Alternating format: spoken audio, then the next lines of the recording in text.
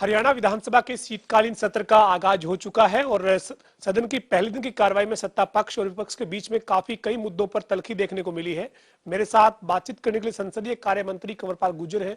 Sir, पहले दिन की कार्रवाई आज शुरू हुई, लेकिन सबसे ज्यादा जो चर्चा का मुद्दा रहा उसमें जो है वो ये जो निजी विश्वविद्यालय में संशोधन का आप विधेयक लेकर आए, उससे पहले जो ध्यानाकर्षण प्रस्ताव मंजूर हुआ था इसी मुद्दे पर, उसमें विपक्ष का यह आरोप है कि आप विश्वविद्यालयों की स्वायत्तता को खत्म करने जा रहे हैं। नहीं, देखिए, इस प्रकार का कुछ नहीं है उसमें। उसमें केवल जो हमारे असिस्टेंट प्रोफेसर हैं उनकी नियुक्ति, नॉन टीचिंग स्टाफ की नियुक्ति और फाइनेंस ऑफिसर या कंट्रोलर ऑफ एग्जाम इनकी नियुक्ति, रजिस्ट्रार की और ग्रुप बी पोस्ट की, इनकी नियुक्तियों के बारे में हमने एक नियम बनाया कि इसमें जहां बीसी उस कमेटी का जो चेयरमैन होगा, तो उसके साथ साथ ही एचपीएससी की तरफ से भी 2 एक्सपर्ट लगेंगे और दूसरा उसमें जो हमारी हायर एजुकेशन काउंसिल है उसकी तरफ से भी उसमें एक एक्सपर्ट आएगा और जो कुलपति है उसकी तरफ से भी एक एक्सपर्ट उसमें जाएगा। तो ये सारी कमेटी इसका चयन करेगी। मैं समझता हूँ कि इससे तो ज्यादा पारदर्शिता आएगी। पहले जो रजिस्ट्रार की नियुक्ति होती थी वो केवल सरकार की तरफ से होती थी, तो सरकार ने अपने राइट को छोड़ के वो एक कमेटी को राइट दे दिया। तो मैं तो समझता हूँ कि सरकार ने अपना राइट छोड़ दिया, उसमें नियुक्ति करने में राइट छोड़ दिया अपना, कि भाई वो पूरी योग्यता के हिसाब से और वो उसकी नियुक्ति करेगा। और चेयरमैनशिप तो उसी की है, वीसी की है, उसमें उसमें कोई चेंज नहीं किया। तो यूजीसी की गाइडलाइन के अनुसार जो ये कह रहे की बात जो कह रहे हैं, तो उसके अनुसार पाठ्यक्रम में तो कोई बदलाव कर नहीं रहे हम।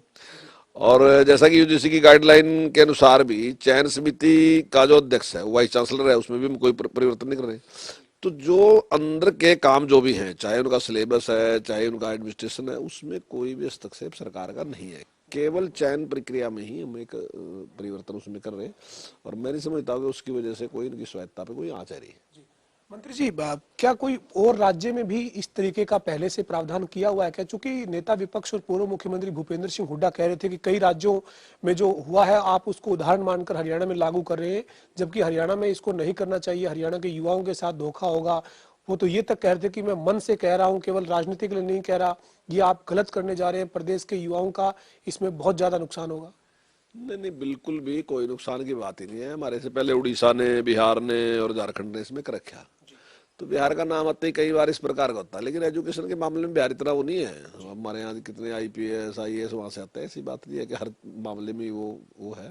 तो और भी प्रदेश जो है वो अच्छा काम कर रहे हैं और उन्होंने भी इस प्रकार के नियम बनाए हैं और वो सफल है वहाँ। तो मैं समझता हूँ, मुझे लगता है कि इसमें कोई भी इस प्रकार का पक्षपात कोई है। और एचपीएससी में जिस प्रकार के आरोप उन्हें लगाए, मैं उनकी बात से सहमत नहीं हूँ। एचपीएससी इतनी नियुक्तियां करती है, मैं समझता हूँ यूनिवर्सिटी से तो बहुत कई गुना ज्यादा नियुक्तियां एचपीएससी करती है। अगर एचपीएससी में एक आदमी ने गलती कर दी, इसका मतलब सारी एचपीएससी खराब नहीं है। तो वहां से नियुक्ति, वहीं से जितने हमारे अच्छे अफसर हैं सब निकल के आए और हमारे प्रोफेसर हैं और दूसरे भी हैं, तो वहां से ही नियुक्त होगा। तो एक आदमी की गलती के कारण आप सारी एचपीएससी को दोष नहीं दे सकते, और अगर किसी ने किया तो उसके खिलाफ कार्रवाई भी की। लेकिन एचपीएससी भी एक स्वायत्त संस्था है, वो भी किसी के उसमें नहीं है, वो भी अपने हिसाब से निर्णय लेती है और उस भी एक स्वायत्त संस्था है। मंत्री जी, जो विपक्ष के लोग इस मामले में जो कह रहे थे, जो तमाम जो पूर्व शिक्षा मंत्री है, मौजूदा विधायक गीता भुक्कल की बात करें, बीबी बत्रा की बात करें, तमाम सदस्यों ने जो कहा कि आप जो है वो जो नई राष्ट्रीय शिक्षा नीति है उसकी भी अनदेखी कर रहे हैं। आपने हालांकि अभी कहा है कि यूजीसी की गाइडलाइन के मुताबिक ही आपने फैसला किया है, वो यूजीसी की गाइडलाइन की भी अनदेखी का आरोप लगा रहे हैं। असलियत में सर, आप जो ये कर रहे हैं, जो आपने जो फैसला लिया है, इसमें आप क्या किस नज़र से देखते हैं, किस तरह का फायदा होगा? तमाम जो भर्तियां पेंडिंग है वो जल्दी पूरी हो पाएगी क्या? एक साथ यूनिवर्सिटीज जो है वो अपनी रिक्वेस्ट भेज पाएगी क्या? एक तो देखिए, सबसे बड़ी बात यह है कि पहले 2 3 4 यूनिवर्सिटी होती थी, अब 22 यूनिवर्सिटी हरियाणा में।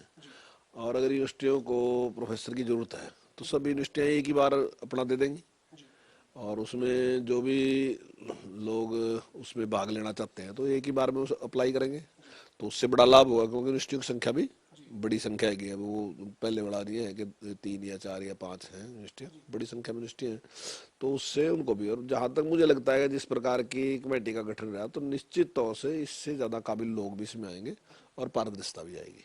सर, इससे पूर्व में क्या कोई किसी यूनिवर्सिटीज में बड़े स्तर पर कोई इस तरीके की गड़बड़ी या इस तरीके की जो है वो दिक्कत भी सामने आई थी क्या, जिसकी वजह से ये लगा कि इस तरीके से बदलाव करना चाहिए? हालांकि बदलाव का बदलाव का देखो आइडिया हमारा अपना है, गड़बड़ की वजह से नहीं, लेकिन गड़बड़ भी हुई, क्यों नहीं। कुरुक्षेत्र यूनिवर्सिटी में बहुत बड़ी गड़बड़ हुई थी। मैं समझता हूँ कि जितनी उनकी कर्मचारी रख सकते थे उनसे ज्यादा उन्होंने रख लिए थे। जहां उनके मेरे ख्याल के शायद 1200 के करीब उन्होंने रखने थे, तो 1578 उन्होंने रखे उस टाइम। तो उसकी सैंक्शन नहीं थी इतनी, जितनी सैंक्शन थी उससे ज्यादा उन्होंने रख लिए थे। और उसका तो ये भी आया कि जो इंटरव्यू के 20 नंबर थे तो 20 की बजाय 22 लगाने का भी काम कर दिया था। ऐसे ही मीरपुर यूनिवर्सिटी में भी इसी प्रकार की एक गड़बड़ हुई थी और उसकी भी जांच करी थी, दोनों की जांच हुई थी, उनको रिजाइन भी करना पड़ा था। तो गड़बड़ तो हो सकती है कहीं भी, लेकिन एक गड़बड़ का मतलब ये नहीं है कि सारी यूनिवर्सिटी में गड़बड़ रही है जी। मतलब एक को आप ये नहीं बना सकते। अगर एचपीएससी में एक आदमी ने गड़बड़ कर दी तो इसका मतलब एचपीएससी खराब नहीं है। अगर यूनिवर्सिटी में एक में गड़बड़ कर दी इसका मतलब यूनिवर्सिटी खराब नहीं है। अब कोई व्यक्ति आएगा तो व्यक्ति खराब है, ना कि यूनिवर्सिटी खराब है, सिस्टम यूनिवर्सिटी का ठीक है। सर, जो शीतकालीन सत्र है उसका पहला दिन था, आगाज हो चुका है। अब आगे की जो कार्रवाई है वो अगले दिनों में रहेगी।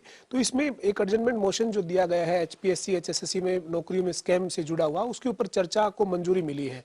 आप क्या मानते हैं? विपक्ष लगातार कह रहा है सर कि सरकार जो है वो इस मामले में आप लीपापोती कर रही है। देखिए, जो काम वर्तमान सरकार ने किया, जो पेपर लीक हुआ था उसमें 54 लोगों को अरेस्ट कर लिया और जेल में डाल दिया। मैं दावे के साथ कह रहा है इनके टाइम में बहुत से कहते इस टाइप किया। ये हमें बता दो कितने के लोगों के खिलाफ एफआईआर दर्ज करी, कितने के लोग इन्हें दोषी करके अंदर भेजे, इन्होंने सारे के सारे खत्म कर देगा। लेकिन हमारे टाइम में हमने अपने टाइम में अपने आप इंक्वायरी करवाई और अपने आप इंक्वायरी कराई के उनके खिलाफ कार्रवाई करी। और अब जो लोग इसकी जांच कर रहे थे उनका कहना है कि पेपर लीक करने वाले जो थे ये जो ग्रोथ है कि ये केवल हरियाणा में था, दूसरे प्रदेशों में भी काम कर रहा था। और आज इसके गिरफ्तार होने से कई स्टेट को इसका लाभ होगा। और हमने जितनी जल्दी ये काम करके दिखाया वो अपने आप में एक मिसाल है। और जिस प्रकार एचपीएससी की बात है तो एचपीएससी में हमने सख्त कार्रवाई की, उसको बर्खास्त भी कर दिया, हमने उसको जेल में भी डाल दिया। सारे हमने कार्रवाई की उसके खिलाफ, हमने किसी को बख्शा नहीं है। मंत्री जी, जो ये तमाम जो प्रस्ताव दिए गए थे, चाहे वो किसानों के मुद्दे पर जो है वो उनको भाव नहीं मिल रहा या फिर खाद की कमी है, इस तरह के जो प्रस्ताव दिए गए थे, विपक्ष कह रहा है कि सरकार ने कोई मंजूर नहीं किया, सरकार चर्चा से भागना चाहती है। आप इस मामले में बतौर संसदीय कार्य मंत्री क्या कहेंगे? देखिए, अगर किसानों की बात करें ना जी, हम बिल्कुल तैयार है किसानों में चर्चा करने के लिए। इन्होंने जो जो सरकारें रही, चाहे वो चौधरी भूपेंद्र सिंह हुड्डा जी की सरकार रही, चाहे उससे पहले ओम प्रकाश चौटाला जी की सरकार रही, मतलब उससे आगे तो खैर क्या जाना। ये जो 3 सरकारें हमारे से पूर्व रही, तो हम डिस्कशन करने के लिए तैयार हैं। किसान के लिए, किसान के हित में सबसे ज्यादा अच्छा काम किसने किया? हमने सबसे बढ़िया काम किया। और जहां तक किसान आंदोलन की बात भी कह रहे हैं, मैं किसान आंदोलन पे भी दावे के साथ कह सकता हूँ, जिसने मतलब सारा का सारा सरकार ने जिस प्रकार से व्यवहार किया आंदोलन के बावजूद, जो सरकार ने संयम रखा, वो अपने आप में काबिले तारीफ है। मेरे ध्यान है कि यहाँ तो ऐसे बताते हैं, कई बार मुख्यमंत्री ने सड़क से निकलना था और वो आंदोलनकारी थे, तो उसने कहा कि भाई एसपी तू है, ये तो आपने देखना, कप्तान तो है तुझे देखना। और कप्तान ने गोली चलवा दी और किसान मर गए। एक की नहीं है और मुख्यमंत्री कई की बात है। तो एक दौर वो था जब केवल मुख्यमंत्री ने उस रास्ते से निकलना था, इसके लिए गोली चलवा दी, किसान मार दिया। लेकिन आज तो कितनी बार ऐसा देखा कि आपने देखा कि मुख्यमंत्री का विरोध जिस प्रकार से किया, मंत्रियों किया, लेकिन सरकार ने इस प्रकार का अत्याचार नहीं किसान के ऊपर किया। किसान सरकार ने, ठीक है मैं मानता हूँ कहीं हल्का लाठीचार्ज भी करना पड़ गया, लेकिन बहुत ही हल्का लाठीचार्ज करके भी, और ज्यादातर सरकार ने किया कि किसी तरीके से भी कोई भी बल प्रयोग किया ना जाए। ये बिल्कुल लास्ट में ऐसा आया कि जब बिल्कुल इस प्रकार करते, नहीं तो सरकार का प्रयास रहा कि कोई भी बल प्रयोग ना किया जाए। तो जिस हमदर्दी के साथ किसान इस सारे आंदोलन को लिया, अगर पिछली सरकारों को ले जो ये भाषण दे रहे, जो अभी बोल रहे, अगर इनका टाइम उठाएगा देखो तो इन्हें क्या क्या कर रखा था। घासीराम ने जी क्या हालत कर दी थी। मेरा ख्याल घासीराम जी 20 साल के बाद डेथ हुई, लोगों को भी नहीं पता था घासीराम जी भी थे। तो सारे लोगों ने जिस प्रकार के काम करे, लोगों ऐसी बात नहीं, लोगों के याद है सारे। सर, आज जो है वो एक और दर्द जो है वो विधानसभा में विपक्ष के एक विधायक का देखने को मिला। मेवात से जो आफ्ताब अहमद है, वो कहते हैं कि हमारे क्षेत्र में शिक्षा की गुणवत्ता जो है वो गिर चुकी है, वहां पर टीचर्स नहीं है। आपने भी माना कि टीचर्स की कुछ कमी है, कोविड की वजह से आप भर्ती नहीं कर पाए, लेकिन क्या कोई आगे रोड मैप है सर? उन्होंने बनाया, बता ये बात कही थी कि जो ये मेवात कैडर बनाया था, ये हमारे टाइम में बनाया था 2012 में। तो मैंने उनसे कहा कि भाई आपके टाइम में 325 लोगों की भर्ती केवल, और हमारे टाइम में 900 कुछ की, आपसे 3-4 गुना ज्यादा भर्ती। लेकिन मैं ये नहीं कहता कि हमने ज्यादा कर दी, अभी भी टीचरों की बहुत ज्यादा कमी है। एक तो कारण ये भी था कि कोविड रहा, तो उसके कारण अभी भर्ती करना उस प्रकार का क्योंकि जरूरत भी नहीं थी, क्योंकि स्कूल तो बंद ही थे। तो अब हमने उनको पूरा आश्वासन दिया कि जल्दी हम इस में कार्रवाई करेंगे। जो कुछ लोग जो हैं जो अभी मेवात में जाना चाहते हैं, उनके लिए तो मैंने आश्वासन दिया कि 1 महीने में उन सबको हम नियुक्ति पत्र दे देंगे, उनको वहां रख देंगे। और उसके बाद हाँ, उनके लिए हमने अतिरिक्त वेतन भी देने की बात की, 10% हम उनको वेतन भी ज्यादा देंगे जो लोग वहां जाना चाहेंगे।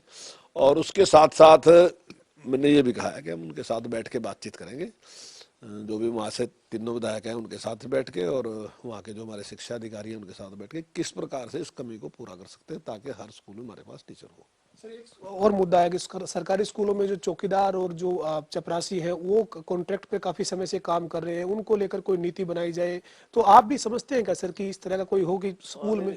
बिल्कुल बिल्कुल, इसमें हम पूरी तरीके से गंभीर हैं। हमने पहले बात भी चलाई थी, लेकिन अभी जो कौशल विकास निगम बना उसके थ्रू हम सारे स्कूलों में जो हमारे सफाई कर्मचारी हैं, दूसरे हैं, चौकीदार, वो सारे रखेंगे। सर अभी शीतकालीन सत्र के 3 दिन की कार्रवाई बाकी है, 4 दिन का ये शीतकालीन सत्र है, 1 दिन बीत चुका है।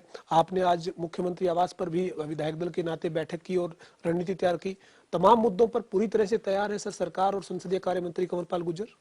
नहीं, हर मामले पे तैयार हैं। देखिए, ये जो मुद्दे हैं और पूरी मजबूती के साथ उठाना ये विपक्ष का काम है, ये कोई गलत नहीं है, ठीक है, ये उनको उठाना ही चाहिए। उनका जवाब देना सरकार का काम है। तो हम अपनी ड्यूटी करेंगे और हम अपनी तैयारी करेंगे कि हम उसका सही जवाब दें, ठीक जवाब दें, और ये उनका काम है कि वो सारे मुद्दे लेके आए जनता के मुद्दे, ये तो ड्यूटी है उनकी।